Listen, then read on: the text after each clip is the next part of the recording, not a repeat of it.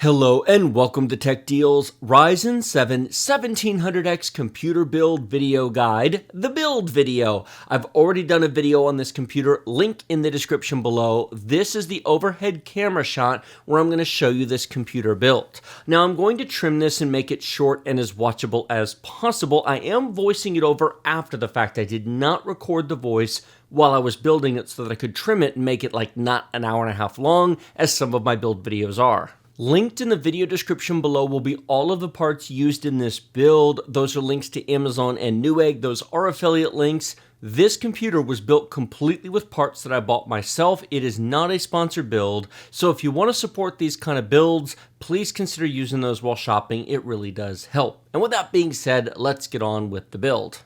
Generally, the first thing to start with is the motherboard. Open it up, take everything out of the box, take an inventory, and make sure that you have everything. You'll notice that I'm building on my Gamers Nexus mod mat. This is a very nice anti-static mat, great surface to work on, but most of you aren't going to have this. But you do want to have some kind of surface to work on that isn't either going to damage the board or damage the table that you're working on, since, for example, the back of the motherboard has a bunch of components. This, by the way, is a coupon code. First person to use it can have it. That came in here. It's 20% off of Cable Mod. Help yourselves. I don't expect it to last long, but I figured I'd leave it in there since I'm not going to use it. The first thing we're going to do is take the motherboard out of the anti-static bag, place it down on our safe build surface, and then we're going to install the CPU. You have to lift the zero insertion force lever here, and then you can actually put the CPU in. Carefully removing it from the box the CPU comes in. It's inside of a plastic case inside this box. Make sure that you don't touch the pins on the bottom of the CPU. If you bend one, you don't really have a functional CPU. So open this very carefully so it doesn't go flying out. You're going to want to look at the corner of the CPU. There is a golden arrow on there that matches a golden arrow on the board. You can see I'm pointing to it. It matches there. It only goes in one way. You don't push the CPU in, you just gently set it there and it simply falls into place. Zero insertion force socket, you simply put it on top, line it up, let go, and the pins will just drop down into the holes. Once the pins drop down into the holes, you simply lower that lever on the side of the CPU socket. Note this is how an AMD chip installs, not how the Intel chips install. They're completely different. The next consideration is the CPU cooler. Because the 1700X does not come with a cooler, I am now going to open the 120mm EVGA liquid cooler because I want to see if there needs to be a mounting kit installed. Do I have to put something on the motherboard before I put it in the case? If you're using a stock cooler, I've shown that many times before, it simply screws onto the board. Aftermarket coolers all have different mounting mechanisms, and before you put the motherboard in your case, open the box up, see what's inside, and see how it mounts. Some of them mount directly to the existing clips on the board. Some of them have complete replacement back plates for what goes onto the back of the motherboard. Opening up this EVGA cooler, it looks pretty much like all the other liquid coolers that I have used. It's packed nicely, there's form-fitting foam, you've got a bunch of tools, mounting equipment for multiple types of CPUs. Don't freak out because you're not going to use it all.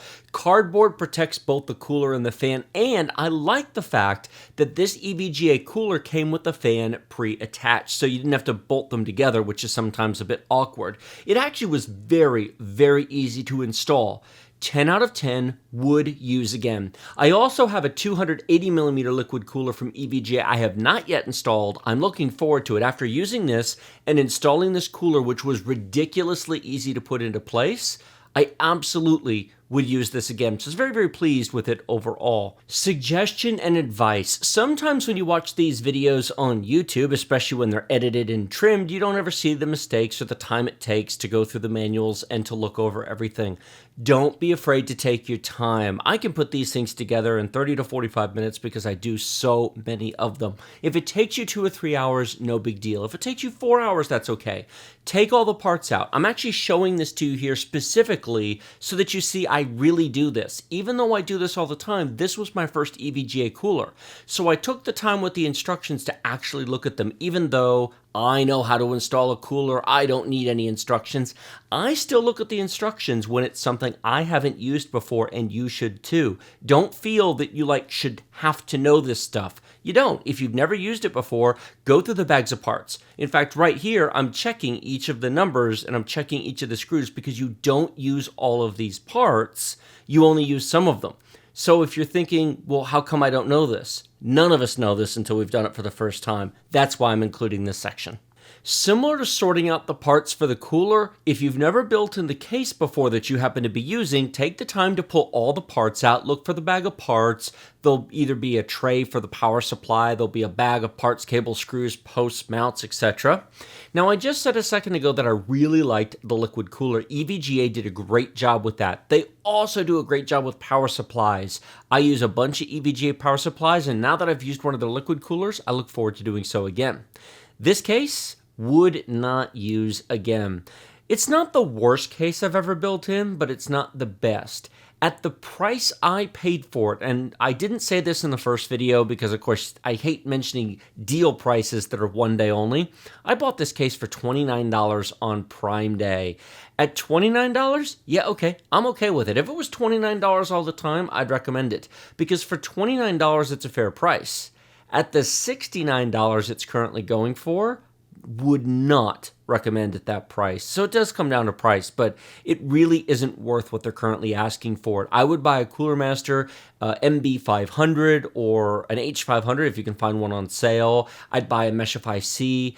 I would buy almost anything else but this at the $60 to $70 price point. At $30, sure. But of course, down at, under $50, there's a lot of other choices available. I'd probably take a Corsair Spec 01 or Spec 02 before I would build in this thing again. It just isn't very user-friendly. There's just no room. There's no room on the back to put cables. It's not very configurable. It's not EVGA's best work.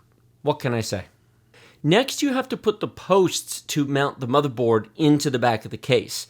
These were not well machined. I actually broke two of them trying to get them screwed in. The threads on the posts did not match the case very well. The whole machining production process wasn't very good. That's why I said for $29 it'd be great. But I actually managed to break two of these posts trying to screw them into place. And what can I say? It worked. I made it work. But just make sure that you're gentle with these things or that you have a couple of spare posts if you're going with a cheap case. One of the nice things about going with a more expensive case is generally the posts are either pre-installed or they go in just like butter. Here you can actually see me ratcheting them in. I've got a small ratchet I use to put them in. You can use a screwdriver head as well, but I just personally prefer the ratchet. I find it to be easier. Some of you may look at the ratchet and go, wait a minute, you're using a ratchet. Of course you broke the posts. Oh no, I've used this ratchet for years. I've done this for a long time. This is the first time I can ever remember breaking a post. They actually snapped at the base, and I had to pull them out the hard way, which was not fun. So just be aware that this case is not very, or at least maybe I got a defective one, who knows. I ordered it from Amazon. It was not a press sample, so that's what I kid you not, two of them broke off in my hand.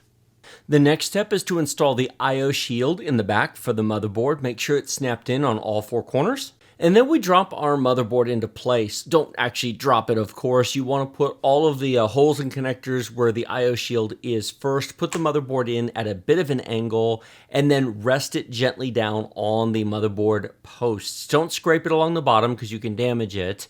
And then get one screw into place to hold it and then simply go around the board and put all of them in. Most boards use 9, some use 6. It depends on which board you have. Magnetic tipped screwdrivers are very handy for doing this. Here you can see me putting one of the outside screws in. Don't use power tools when building a computer. You'll just strip and damage things. Nothing should require a lot of force. There was actually a fairly hefty trim right there as I had to replace the damaged posts as I was putting these in, and I realized I'm missing a post. Next up, we have some housekeeping chores. There are cables that come on the case. We've got the front panel cables. We've got this cable here, which is for the front fan. Don't forget to connect the power for the front and rear fans. There's a rear fan and an intake fan, and they have to be plugged into the motherboard or they don't work and your computer will get really hot. Flipping the computer over, you can see the 4 drive mounting trays on the back. The 2 on the left are for hard drives and the 2 on the right are for solid-state drives.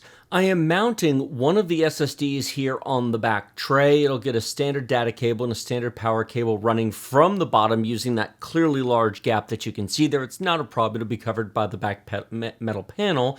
And then, of course, the M.2 SSD is installed on our motherboard itself. The case comes with the screws that I'm using here. It's just the 4 very small, finely threaded screws. They're designed to screw into any 2.5-inch drive, either hard drive or SSD, but I would hope most of you would put an SSD back here and not a laptop 2.5-inch hard drive. Those are dreadfully slow. Screw these in, put it into the mount that's on the case, and plug it in. Most modern cases come with some type of drive tray for 2.5-inch SSDs these days, and if it doesn't, well, maybe find a case that does, because it sure makes mounting them a whole lot easier than trying to use adapters or to squeeze them somewhere else in the case. Now, putting the case up on the front, and I'm only doing it this way to just show you the installation of the power supply. You can do it on its side or whatnot, but I did this so it would be captured on film.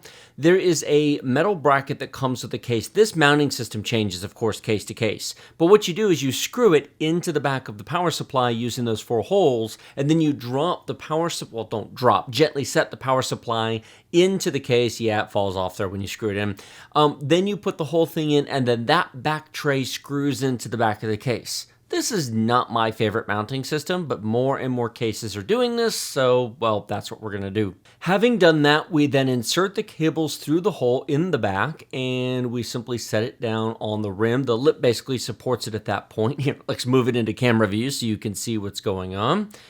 And if you could deal with this mess of cables, there, you see it just slides right in and sets down, and then there's 4 additional screws that actually came with the case, and then those will actually hold it onto the back just like this. Now, turning the computer back on its side, now we have cable sorting to do because you got a mess of cables. Now, if you get a modular power supply, this is a little easier because you can plug them in one at a time and route them as need be, but, well, these are less expensive, so we're not going to do that. Now we need the 8-pin CPU power connector. We're going to run it over here. We will cable manage and tie it off later, but we have to insert it in here in the top hole, flip the case over, and plug it into the motherboard. This is very important. If you skip this step, you're going to be confused as to why your computer does not work. So put that in the connector up there first and then tie it off later. Next up, there's a whole slew of cables to mess with. We're going to plug the power connector into the 2.5-inch serial ATA solid-state drive in the back here, and then just sort of shove all the cables under there. There's a space for them. They're not going to bother anything. I've run the 24-pin ATX cable. You can see the big cable in the center right there.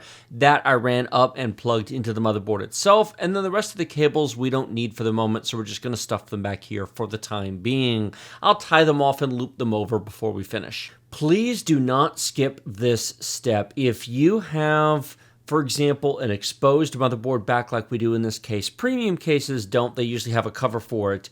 But make sure that you tie your cables off. Here I'm putting zip ties into the tie-off stand-downs in order to make sure that the CPU power cable doesn't touch the back of the motherboard.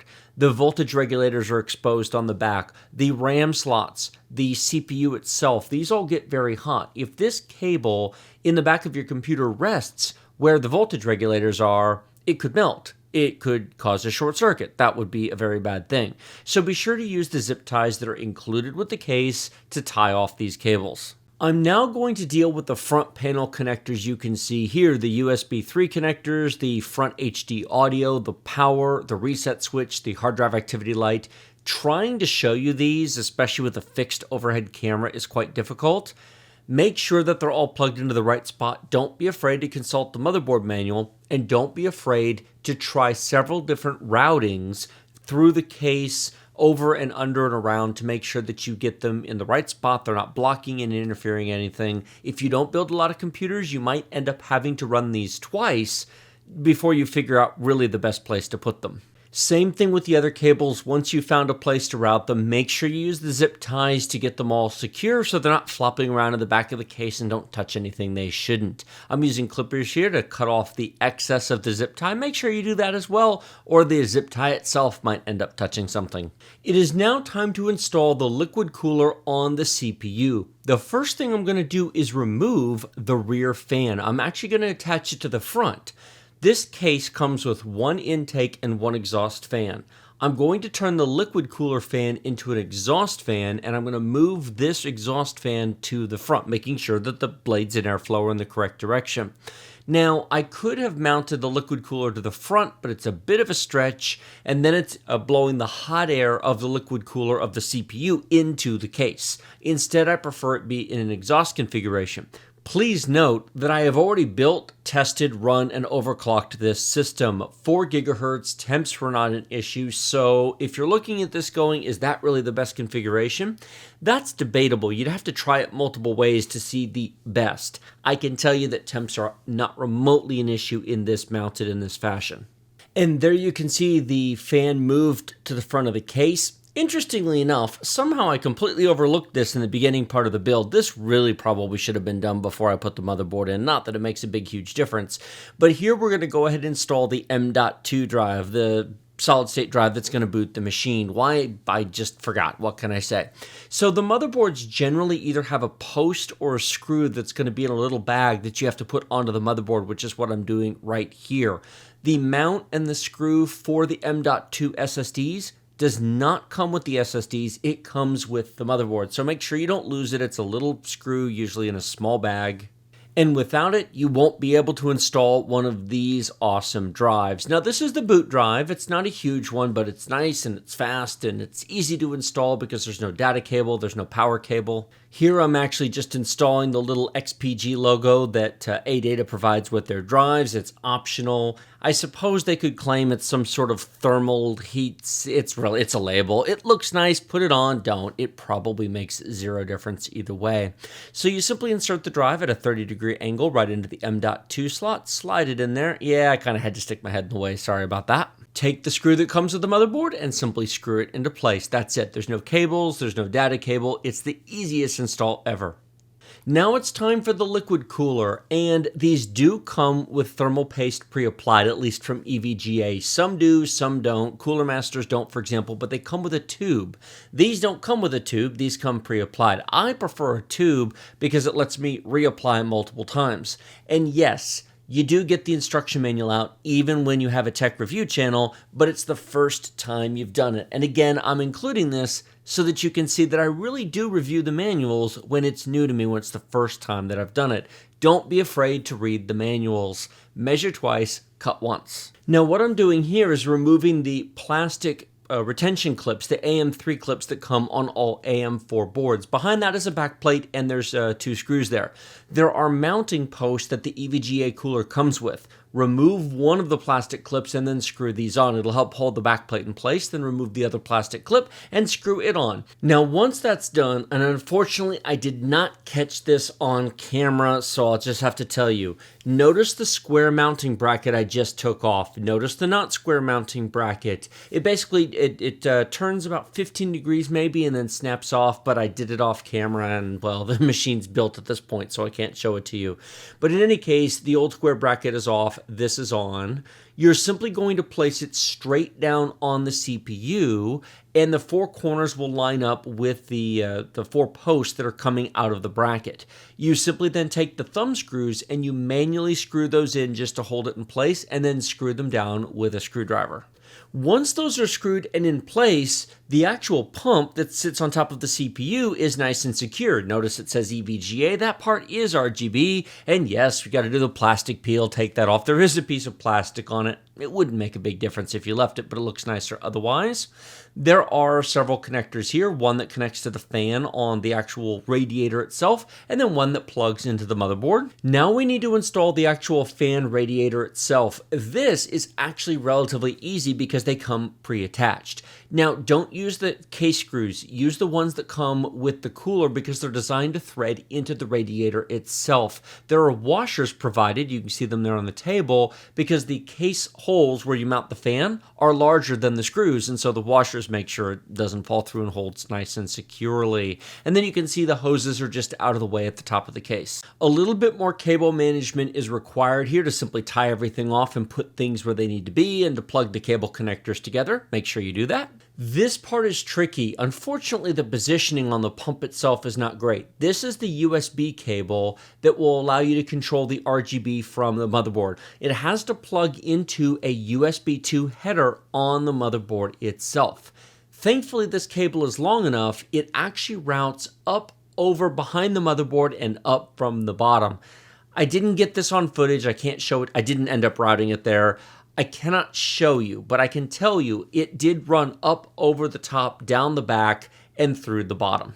Next, we're going to install our system RAM. This is extremely straightforward. I've showed RAM many times, so I'm not going to explain it here. Simply make sure you install it in alternating slots, generally the ones furthest from the CPU, so that you're running in dual channel mode. Don't be afraid to clean up your workspace as you go. You'll end up with a huge mess otherwise. So I'm taking all these parts and putting them into piles and getting them off of my build table. I'm going to trim it here, but I actually ended up putting them back in bags and then putting the stuff for the liquid cooler back in the box so I can use it in the future. But do keep your workspace nice and clean. It makes it easier to build your machine. Now, this is the EVGA RTX 2070 Black Edition graphics card, retailing for $499. It is a very nice card. Runs cool and quiet. The Ultra and the Ultra XC and the For the Winds and all that, they're all nice and fancy. But I have to tell you, the basic Black Edition was quite nice in its own regard. I would use this again. So basically, love the cooler. Love the power supply, love the graphics card, don't love the case. EVGA is batting a 0.75, which is a really good score, actually.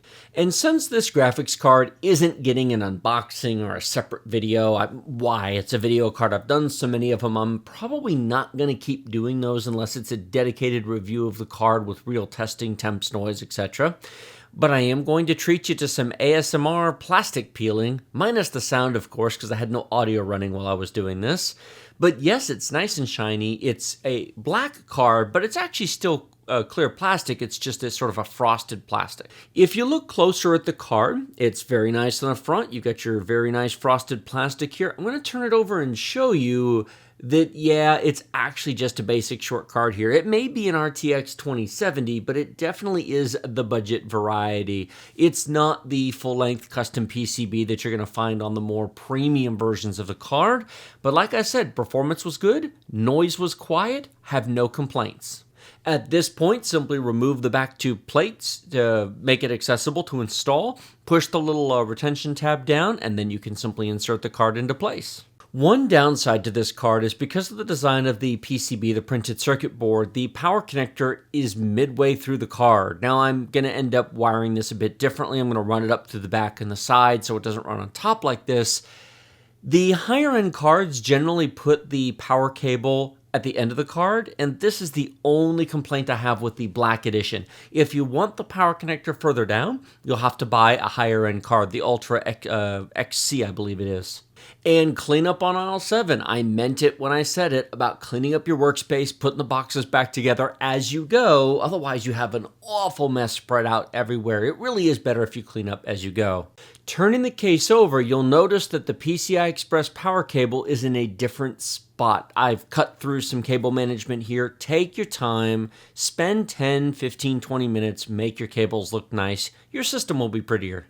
At this point, we simply need to put all the panels back together, screw everything together, plug everything in, apply power, turn it on, and then it's time to install Windows. Now this part here, actually, I was just showing my wife. You'll see her orange sweater on the bottom here in a second. I was showing her that the alignment of the video card is not great. This is a very cheaply made case. As I said, I love EVGA's other products, but I would give it a pass on the case. As far as the rest of the system goes, it does in fact work fine, and you're going to see some benchmarks for games and non-games here on this RTX 2070 in some upcoming videos. Do be sure to put the front plastic back. That's not glass on this case, it's plastic. In fact, you can see the camera reflection right there. Like this video if you like it, share it with your friends if you love it. Remember to subscribe to my channel with the big huge red button directly below. Questions, comments, thoughts, feedback, suggestions, that's for the comment section. Please use the links in the video description if you like this video and you want to see more content like it and a lot of other stuff on the channel. Using those links while shopping supports the channel at no extra cost to you. You can also support by joining Floatplane down below or contributing on PayPal or Patreon. And of course, you can also follow me on Twitch, Twitter, and Discord. We do have a Tech Deals Discord using the links down in the video description below. Thank you so much for watching this video. Hope you've enjoyed it, found it fun, entertaining, useful, or otherwise perhaps amusing. And I will see all of you in the next video.